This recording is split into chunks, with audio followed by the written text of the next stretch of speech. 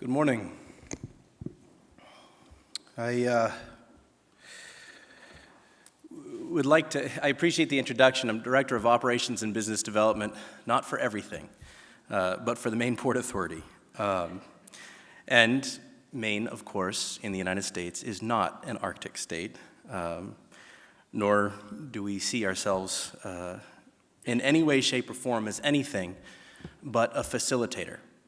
And the type of facilitator that we envision ourselves being is one in the North Atlantic that can communicate and respect the needs and develop opportunities with Newfoundland, with Greenland, with Iceland, with Norway, with the North Atlantic nations, but focused on this wonderful AIM-SCIP freight network that has started calling on the Port of Portland, Maine since 2013.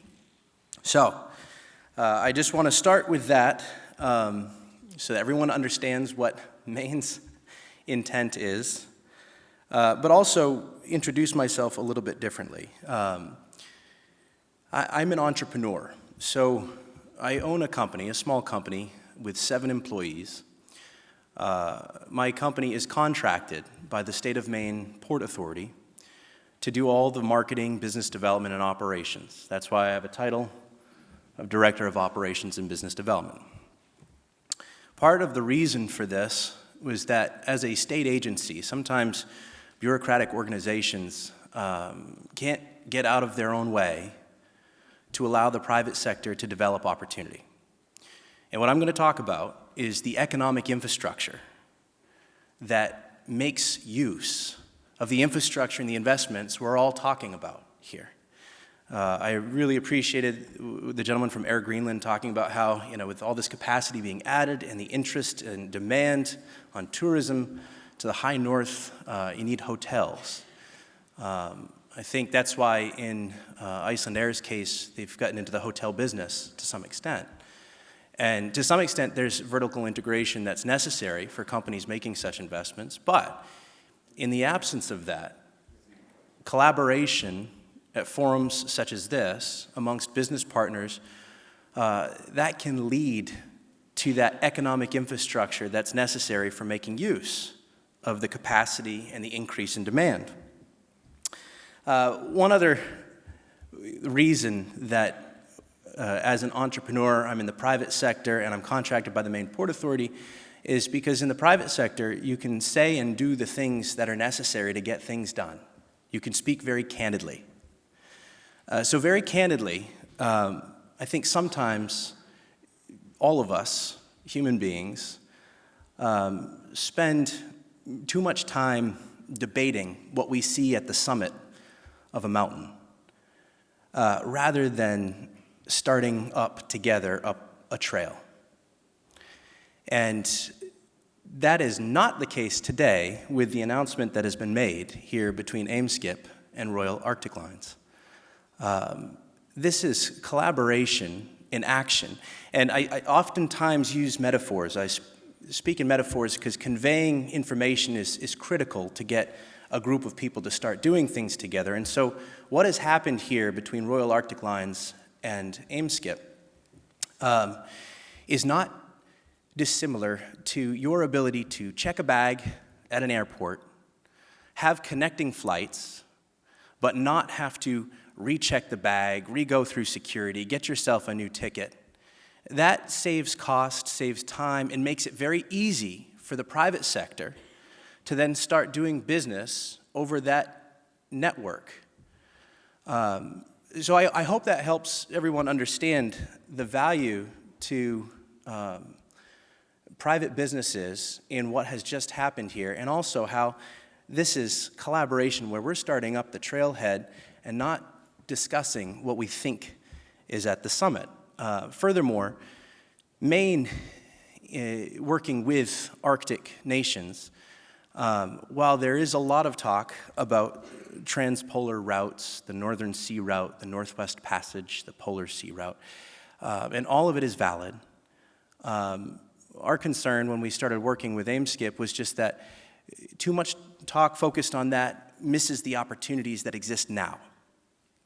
And I think there is such an opportunity to start things with what you already have, rather than describing or envisioning what you think you need to get going on business development.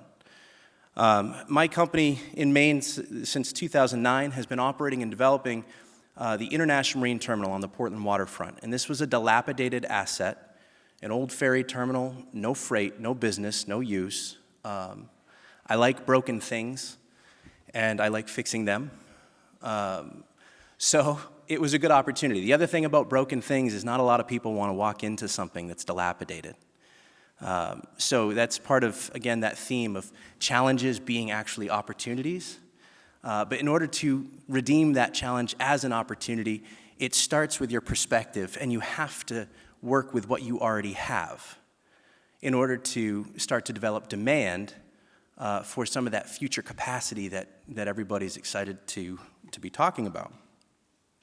So I want to touch on a few points here. As I said, in my entrepreneurial capacity, oftentimes I convey information differently.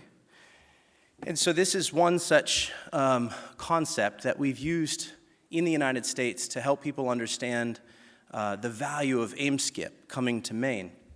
It's a concept we call cost-based geography.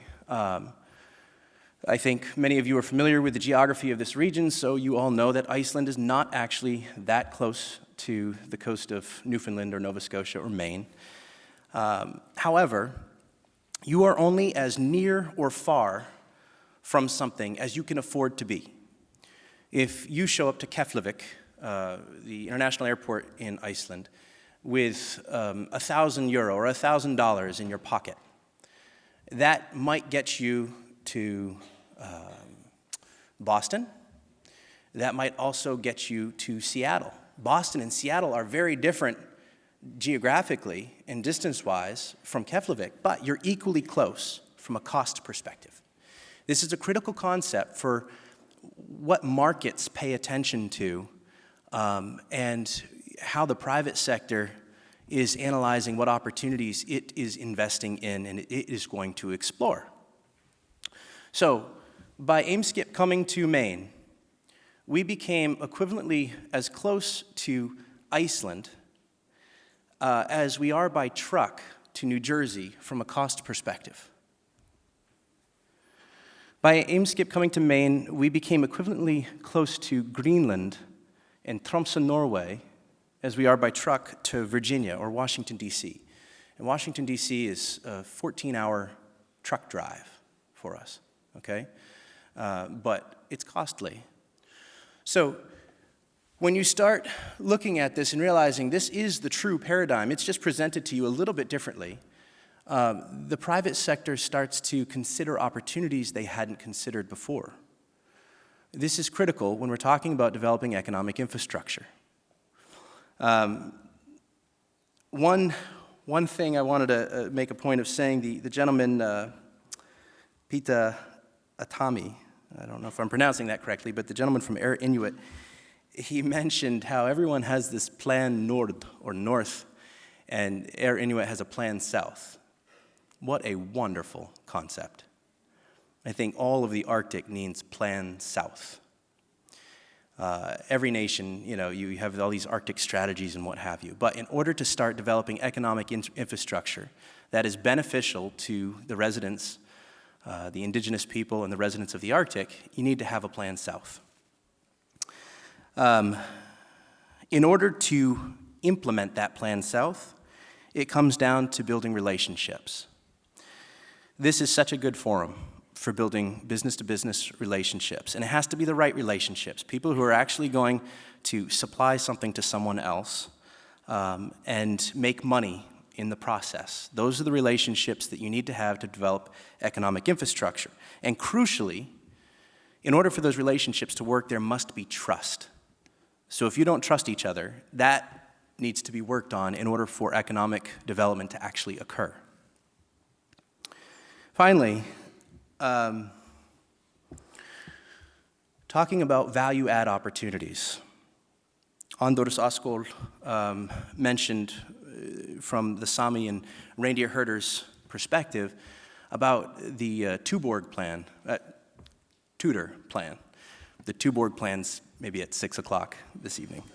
I want to point out very quickly that freight is the arteries of the economy, and these containers are a metric of success if you have added value, because higher margin products move in containers. Low margin commodities move bulk, okay? So, in order to increase freight volumes through ports and on this network, you need to add value to that product to fill those containers. In the case of reindeer, in the United States, we have Brazilian keratin. Keratin is the protein that makes up the horns and the hooves of animals, and the Brazilians have just used their Brazilian brand to sell us shampoos and conditioners with keratin. That same keratin is in the antlers and the hooves of reindeer. So why not Norwegian-infused keratin from reindeer? Collagen is extracted from codfish. Iceland's the only country in the world utilizing 90% or more of its main species. I got 3 bells! I win!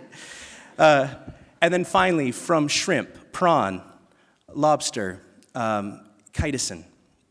It's a coagulant. It's also a conditioning. Getting into biomedical, biotechnical products, these things can be done here, local to the resource. They need to be done here in order to build the economic infrastructure to build on the capacity. Thank you.